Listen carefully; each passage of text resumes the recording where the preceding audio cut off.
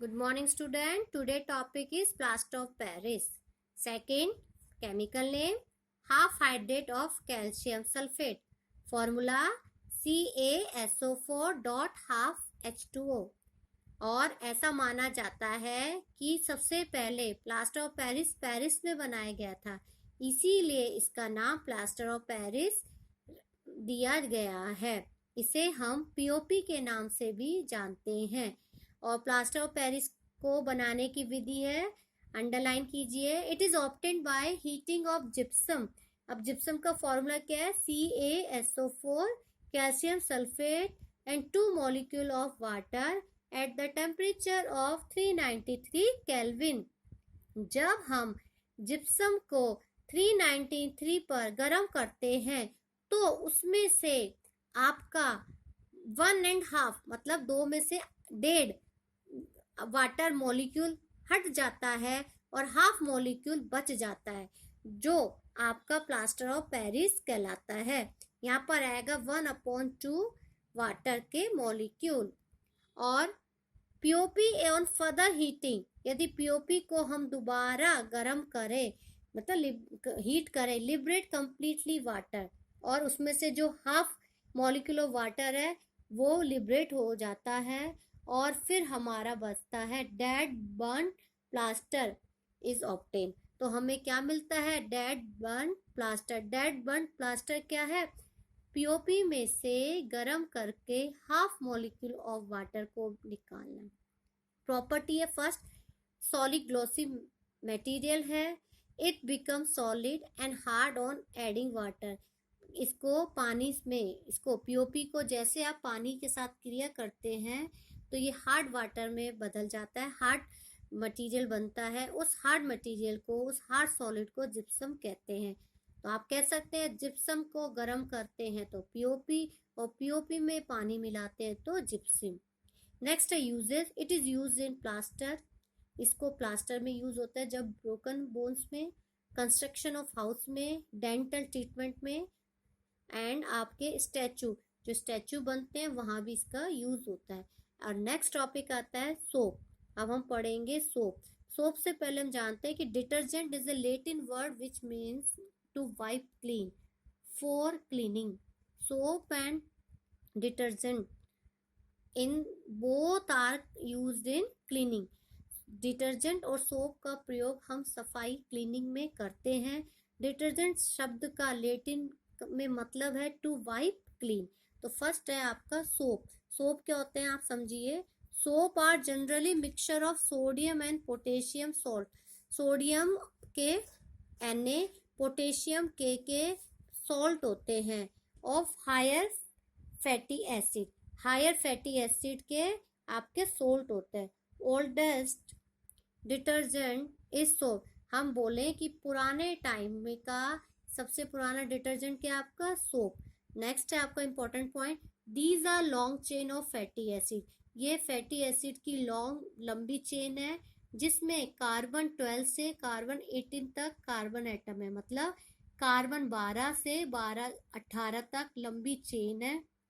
फिर उसमें आपके सोडियम और पोटेशियम, आपके स्टेरिक एसिड, पल्मिक एसिड और आपके ऑलिक एसिड के साथ जुड़े होते हैं।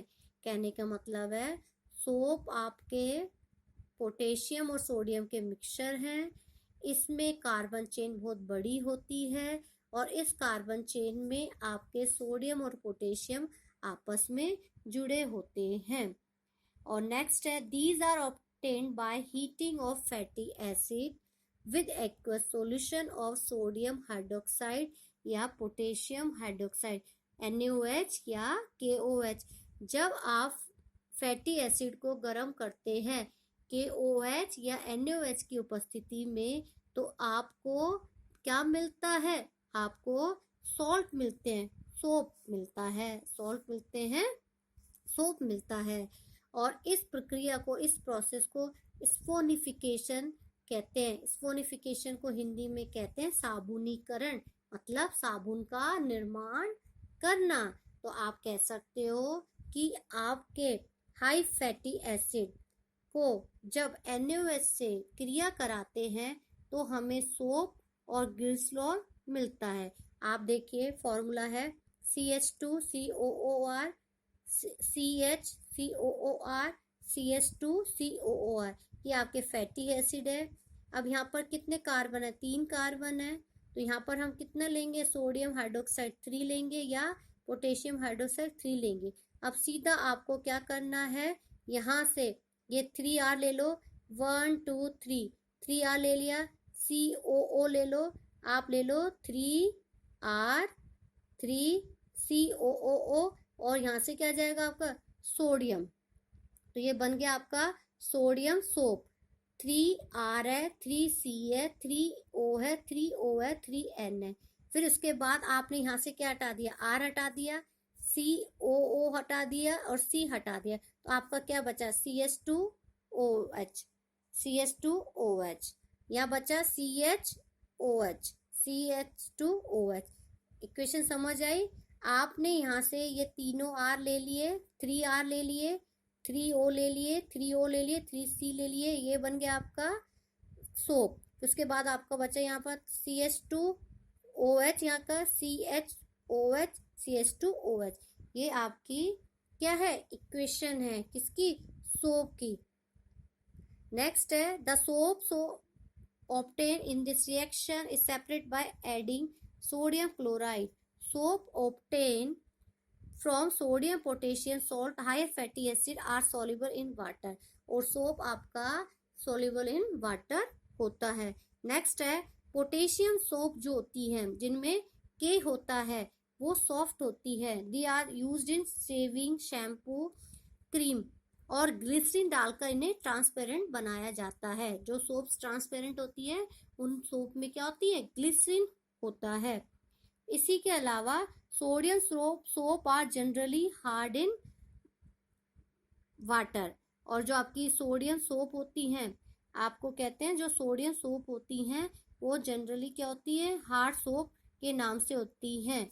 ठीक है। और आपकी जो पोटेशियम सोप होती हैं वो कैसी होती हैं? आपकी सॉफ्ट होती है, और सॉफ्ट का मतलब एक्सपेंसिव होती हैं और सॉफ्ट सोप होती हैं। अब हम कहते हैं soap act as a cleaning agent of soft water. जो सोप है सॉफ्ट पानी में एक क्लीनिंग का काम करता है। But it does not work hard water. लेकिन ये हार्ड वाटर में काम नहीं करता। इसका कारण है because hard water contain calcium and magnesium. Hard water में कैल्शियम और मैग्नीशियम होता है। जब कैल्शियम मैग्नीशियम साबुन के साथ रिएक्ट करता है तो सोडियम और आपका कैल्शियम और मैग्नीशियम से अलग हो जाता है। सोडियम हट जाता है और उस जगह आपके क्या जाता है? कैल्शियम और मैग्नीशियम आ जाता है, जो आपका सामान्यतः पानी में सॉल्युबल नहीं होता। Okay student.